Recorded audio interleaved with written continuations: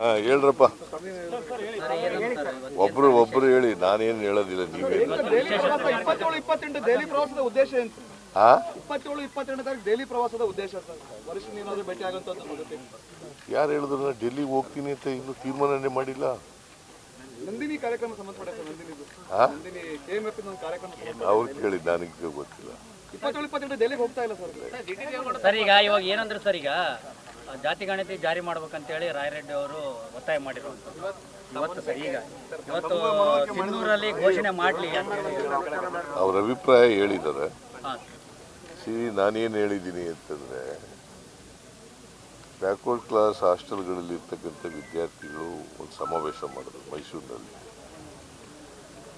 ಆ ಸಮಾವೇಶದಲ್ಲಿ ಹೇಳಿದ್ದೆ, ನಾನು ರಿಪೋರ್ಟನ್ನ ತಗೊಂಡಿದ್ದೀವಿ, ರಿಪೋರ್ಟ್ ಕ್ಯಾಬಿನೆಟ್ನಲ್ಲಿ ಮಂಡಿಸಬೇಕು, ಅಲ್ಲಿ ಚರ್ಚೆ ಆಗಬೇಕು, ಆಮೇಲೆ ಅದು ಜಾರಿಯಾಗಿ ಮಾಡಬೇಕು, ಅದಾದಮೇಲೆ ಜಾರಿ ಮಾಡ್ತೀವಿ ಅಂತೇಳಿ ಹೇಳಿದ್ದೆ.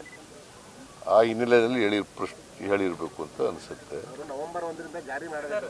2 ದಿನದಿಂದ ಸಿಎಂ ಅನ್ನು ಭೇಟಿ ಮಾಡಿದ್ದೆ. 2 ದಿನದಿಂದ ಸಿಎಂ ಅವರನ್ನ ಭೇಟಿ ಮಾಡಿ ಮನವರಿಕೆ ಮಾಡಿದ್ದೀನಿ. ಅದನ್ನ ಶೀಘ್ರದಲ್ಲೇ ಭೇಟಿ ಮಾಡಿದ್ದು ನಿಜ, ಹೇಳೋದು ನಿಜ. ಬಟ್ ಯಾವಾಗ ಮಾಡ್ತೀವಿ, ಕ್ಯಾಬಿನೆಟ್ ಮುಂದೆ ತರಬೇಕಲ್ಲ. ಅದನ್ನು ಕ್ಯಾಬಿನೆಟ್ ಮುಂದೆ ಮಂಡಿಸಿ ನಾನು ಬ್ಯಾಕ್ವರ್ಡ್ ಕ್ಲಾಸ್ ಇಲಾಖೆ ಮಂತ್ರಿ ಜೊತೆ ಮಾತಾಡ್ತೀನಿ. ಅವ್ರ ಜೊತೆ ಮಾತಾಡಿ ಆಮೇಲೆ ಟಿಕೆಟ್ ಮುಂದಿನ ವಾರ ಅಂತ ಹೇಳಿಲ್ರಿ. ಮುಂದಿನ ವಾರ ಅಂತ ಹೇಳಿಲ್ಲ. ಅವ್ರ ಅಭಿಪ್ರಾಯ, ಅವ್ರ ಒತ್ತಾಯ ಆಗಿರ್ಬೋದು, ಮುಂದಿನ ವಾರ ಮಾಡಿ ಅಂತ ಒತ್ತಾಯ ಮಾಡಿರ್ಬೋದು.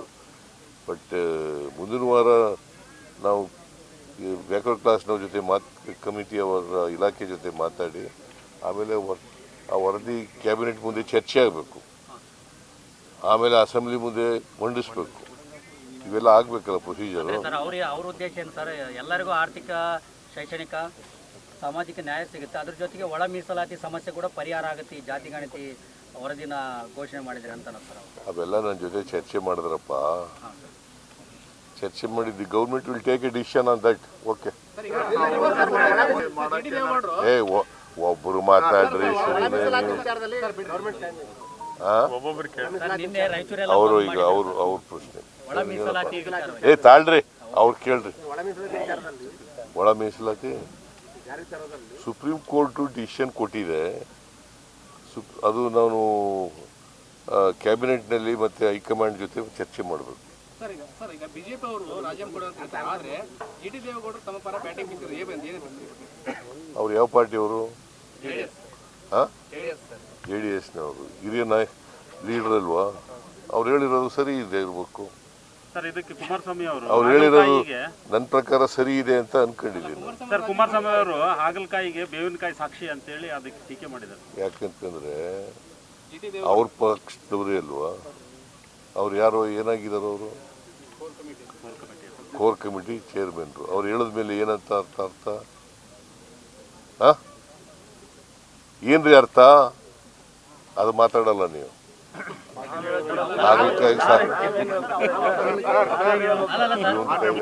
ಕುಮಾರಸ್ವಾಮಿ ಅವರು ಯಾಕೆ ಸರ್ ನಿಮ್ಮ ವಿರುದ್ಧ ಅಷ್ಟೊಂದು ಟೀಕೆಗಳನ್ನ ಮಾಡ್ತಾರೆ ವೈಯಕ್ತಿಕವಾಗಿ?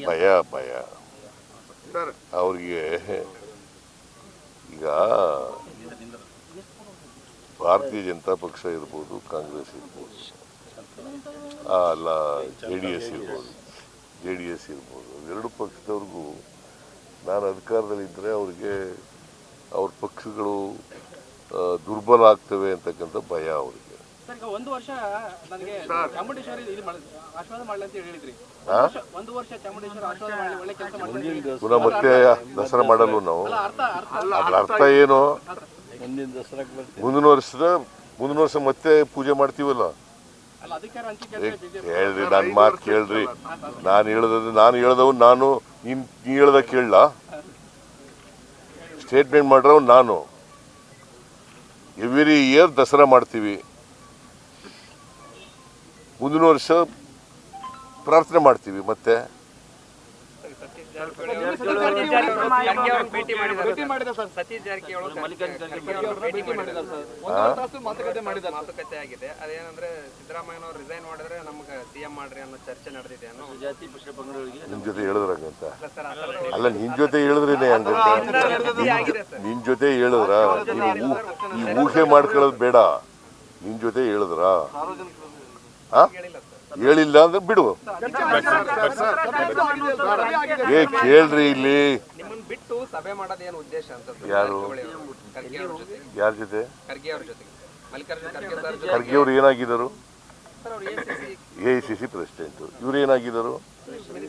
ಮತ್ತೆ ಮಿನಿಸ್ಟ್ರು AICC ಪ್ರೆಸಿಡೆಂಟ್ ಜೊತೆ ಭೇಟಿ ಮಾಡಿದ್ರೆ ಅದಕ್ಕೊಂದು ಅರ್ಥ ಕಲ್ಪಿಸೋದೇನು? ಅದಕ್ಕೆ ಒಂದು ಇಂಟರ್ಪ್ರಿಟೇಷನ್, ನಿಮ್ಮದೇ ಆದಂತ ಒಂದು ಇಂಟರ್ಪ್ರಿಟೇಷನ್ ಮಾಡಿದ್ರೆ ಏನಪ್ಪ? ನೋಡ್ರಿ, ಈ ಊಹಾ ವಾರ್ತೆ ಇದೆಯಲ್ಲ, ಇದು ಬಿಡ್ಬೇಕು. ನೀವು ಊಹೆ ಮಾಡ್ಕೊಂಡು ಯಾವಾಗಲೂ ಕೆಟ್ಟದೇ ಯೋಚನೆ ಮಾಡೋದು. ಒಳ್ಳೇದು ಯಾಕೆ ಯೋಚನೆ ಮಾಡಲ್ಲ?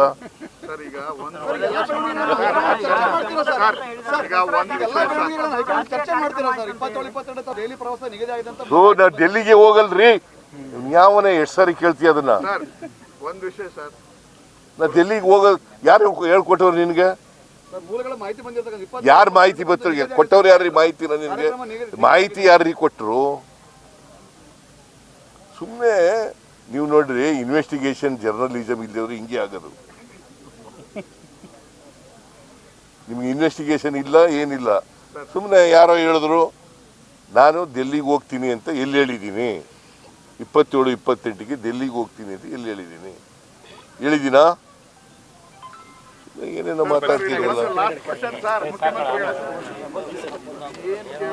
ಡೆವಲಪ್ಮೆಂಟ್ ಬಗ್ಗೆ ಕೇಳೋದು